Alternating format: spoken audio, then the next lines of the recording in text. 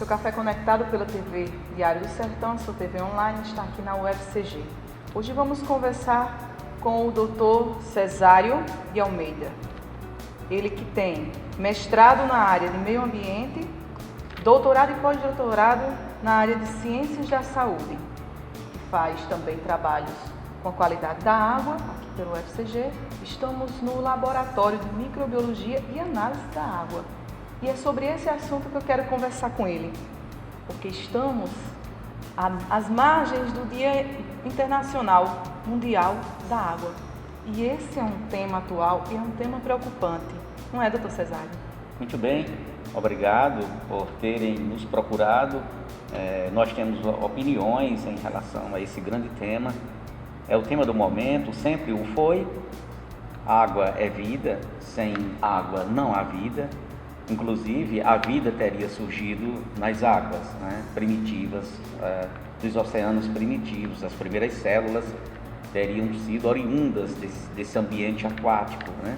E aí nós entendemos que a dependência da vida, da célula pela água, é uma dependência intrínseca de sobrevivência. Aí onde nós chegamos à conclusão, os teóricos, os pesquisadores, que a água é o elemento essencial à vida. Sem esse elemento, por essas razões científicas, a vida não teria surgido no planeta. Nós vivemos num planeta aquático, nós não seríamos terra, nós temos apenas 1/4 de elevação de terra, né? 3 partes são de água. Nessa mesma perspectiva, a vida humana, as células, por exemplo, dos animais, nós, enquanto animais, nossas células em seres humanos adultos, a composição é de que nós temos 75% de água em nossas células, 25% ficam para os outros elementos. Logo, tanta água na Terra, tanta água em nós mesmos e essa escassez. Por que tanta água no mundo e a preocupação se a água vai acabar? Muita água, pouca água. Há regiões do mundo em que há escassez tremenda, por exemplo, regiões da África, Israel, a água ela é obtida com muita dificuldade de prospecção. No entanto, a água nessas localidades me parece bem melhor gerenciada, como Israel, que tem uma das melhores e mais eficientes irrigações do mundo. Já ofereceu vários modelos de irrigação, inclusive para os ocidentais, para nós na América Latina, mas infelizmente nós ainda não incorporamos saberes e nem cultura para lidar com o uso racional da água. O desperdício é maior do que o consumo e muito mais. Então falta água.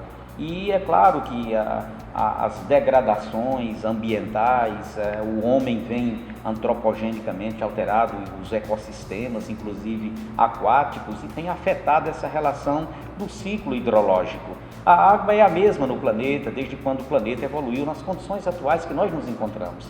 A água é a mesma, a quantidade que sobe, a quantidade que desce dentro do ciclo da água. Então nós entendemos que há água, mas a água falta, no entanto. Ela é mal gerida, ela é mal gestada, nós não lidamos com a água da forma como nós asseguraríamos as nossas necessidades e essa dependência biológica que nós temos da água. Então, trazendo para a nossa realidade, quanto menos água, quanto menos recurso, essa qualidade dessa água ela vai mudar, ela vai baixar a qualidade? Nós poluímos a água que está disponível para nós, né? E fica uma reserva muito pequena dentro dessa disponibilidade. E quando, principalmente em regiões do mundo, que passa pelas limitações de pluviosidade, como é aqui o semiárido brasileiro, é que nós passamos, inclusive, as dificuldades e as preocupações com relação à reposição das águas doces pelo ciclo chuvoso. Não somente o semiárido, hoje regiões do mundo que choviam com abundância, hoje está chovendo muito menos.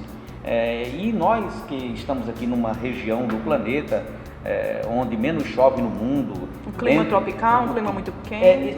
Além disso, né, que contribui com a evapotranspiração, com a evaporação das águas, com a perda mais acelerada das águas, a questão também da interação da água com com outros eventos da natureza, como o vento, a insolação. Então isso tudo são contribuições que fazem com que esse recurso esteja cada vez mais limitado. Agora, o que é mais preponderante nessa questão é o uso inadequado, inconsistente, dentro de um processo onde o uso está fora dentro de conceitos de educação.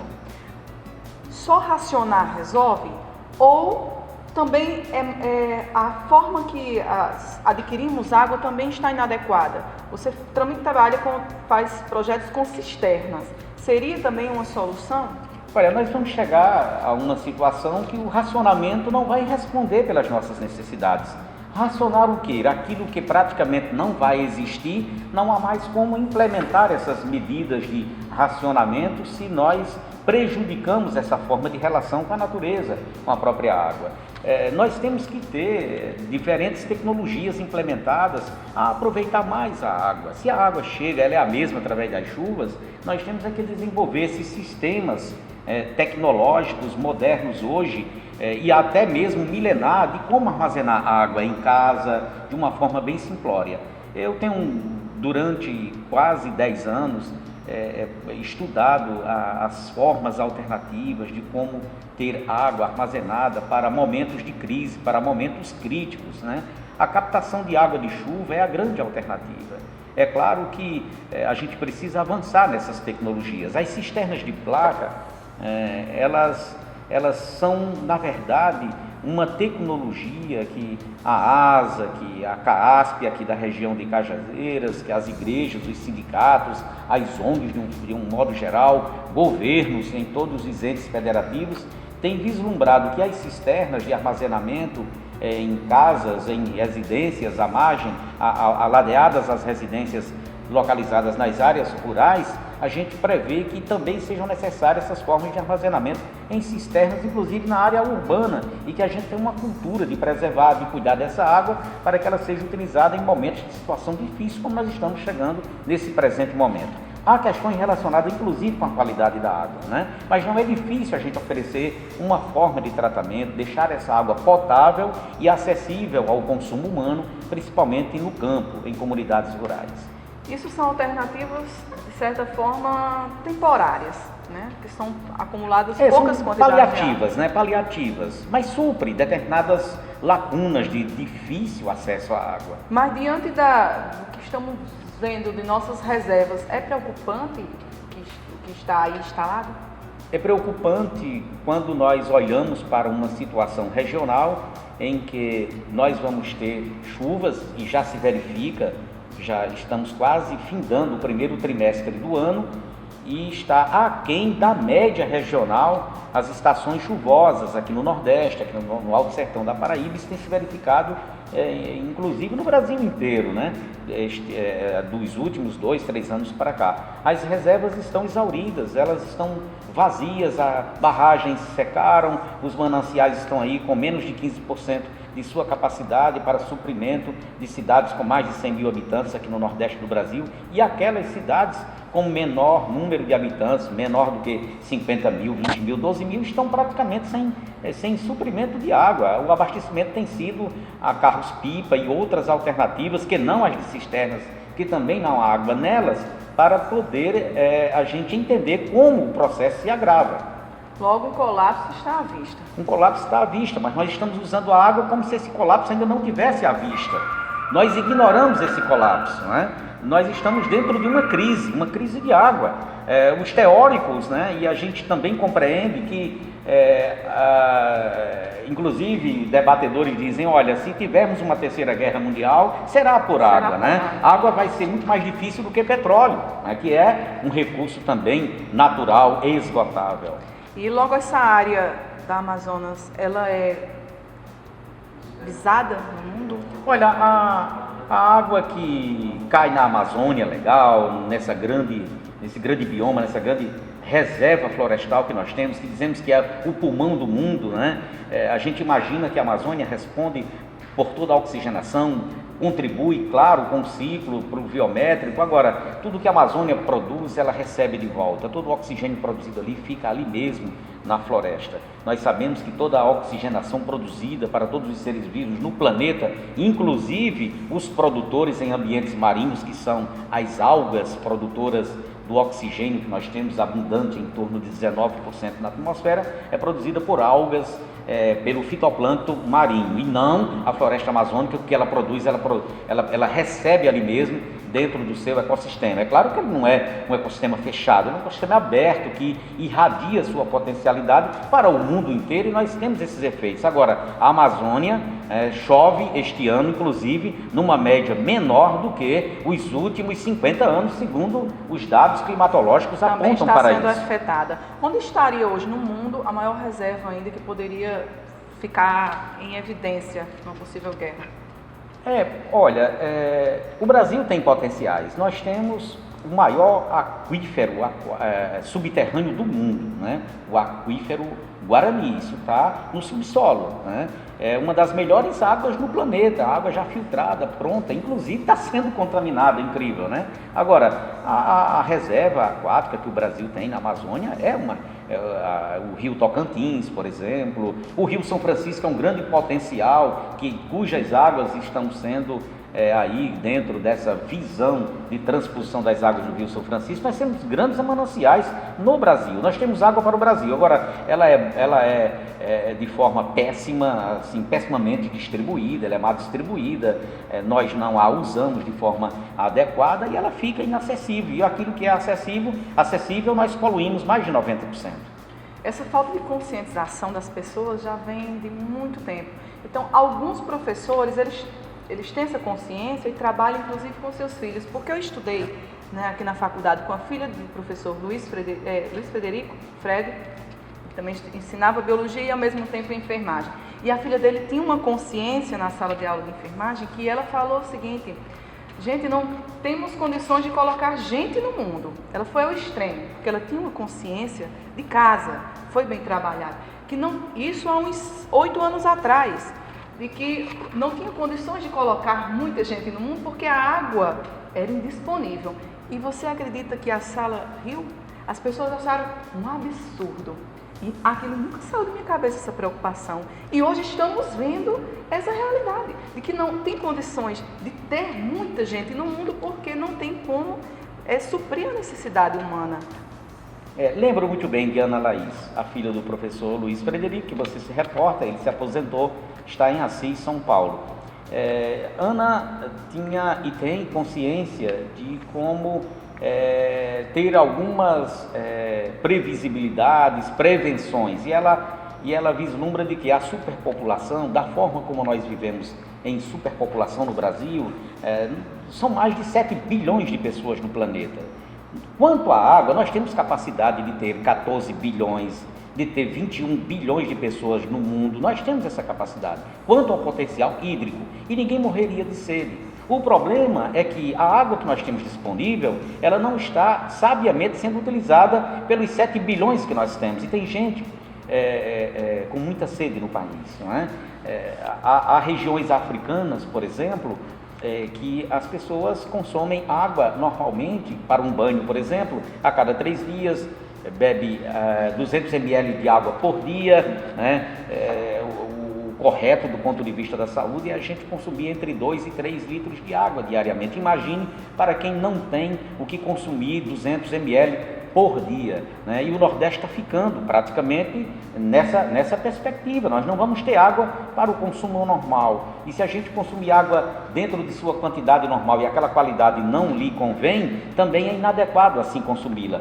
O problema, eu vejo, da interação da superpopulação com o recurso disponível é que nós no planeta, nós não temos uma educação afinada, nós não temos um referencial ético para o consumo da água, nós degradamos os ecossistemas, nós não preservamos, nós não conservamos, nós não temos, mais uma vez repito, uma educação nem formal, nem informal, nem de família, inclusive, com relação ao uso da água. Essas questões ambientais nós deixamos assim relegadas a segundo plano de nossas discussões, e me parece que são os últimos a serem incorporados aos nossos saberes e à nossa própria consciência. O universo, a natureza, Deus ajudando, tem como ainda reverter esse quadro através da conscientização daqui para frente? O que você acha? Olha, eu vejo o seguinte, que inspirando assim nas concepções divinas, Deus tem feito por nós o mesmo que tem feito sempre. Eu já falei no início do nosso debate que a água é a mesma, desde quando a natureza está criada como Deus a formou. A água que sobe é a mesma que desce diariamente, semanalmente, mensalmente, anualmente, dentro do ciclo normal da água. Isso é normal, isso não tá quebrado. Talvez estejamos fazendo Deus trabalhar até mais. A parte de Deus está sendo feita. Agora o que nós queremos é que Deus faça mais. E é impossível Deus quebrar a própria lei da natureza que Ele criou. A água é a mesma desde quando criou-se o planeta. Nós é que não estamos fazendo a nossa parte. Deus tem olhado para nós. Agora nós temos o quê? Desflorestado, nós temos dizimado as espécies naturais, nós temos destruído os ecossistemas, os principais hábitats, nós queimamos as florestas, nós temos utilizado o solo de uma forma inconsistente, inadequada, enfim, nós temos devastado tudo aquilo que a natureza poderia estar harmonicamente nos dando, como Deus, você enfatizou muito bem, e cremos como cristão, tudo feito harmonicamente, e nós é que desequilibramos esse grande ecossistema, esse grande sistema biomático planetário, e aí agora falta água, e está faltando mesmo, e nós estamos contribuindo cada vez mais para acabar a pouca reserva que nós temos. Eu pergunto, eu faço uma reflexão, o que nós temos feito para mudar a situação atual? Nós consumimos aqui na nossa cidade, com a baixa reserva que nós temos a partir de Boqueirão, e nós estamos utilizando a água de Cajazeiras como se nós não tivéssemos tido nenhuma preocupação. Nós não estamos fazendo nada. Ainda não está tanto alerta a população. A população... Ela não tem consciência da gravidade do caso? Chama a população para um debate quanto à água. Nós já fizemos vários, a CASP chama, a Câmara de Vereadores chama, DENOX chama, ANA chama, Agência Nacional de Águas, SUDEMA, IBAMA. Esses órgãos nos fazem, a universidade, nos fazem chamamentos de advertência às ONGs, às entidades que lutam em função de um equilíbrio para a natureza, preservar a água como um bem essencial, mas pouco nos interessa essa questão de debate. A gente imagina que a água não vai se acabar, e já acabou. A água potável, acessível ao nosso consumo, essa está aí à beira de um colapso. A água é a mesma do planeta, ao nosso consumo ela não está assim, tão bem de forma planetária disponível.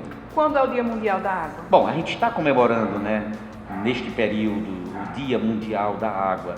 Eu vejo que esse tema é tão importante porque nos traz a reflexão e o compromisso de consciência, de cidadania, de ética, e eu creio que nós poderíamos incorporar como o Dia da Água é o dia de todo dia, porque todo dia nós consumimos água, e a cada dia que nós afetamos o equilíbrio desse sistema de fornecimento, nós estaríamos contribuindo para o não Dia Mundial da Água. Ele terá que sê-lo todo dia, permanentemente, diariamente.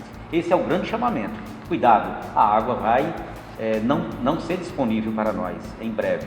Não é nenhuma catástrofe que estamos anunciando, mesmo que chova muito, mas a água está se acabando, aquela água acessível.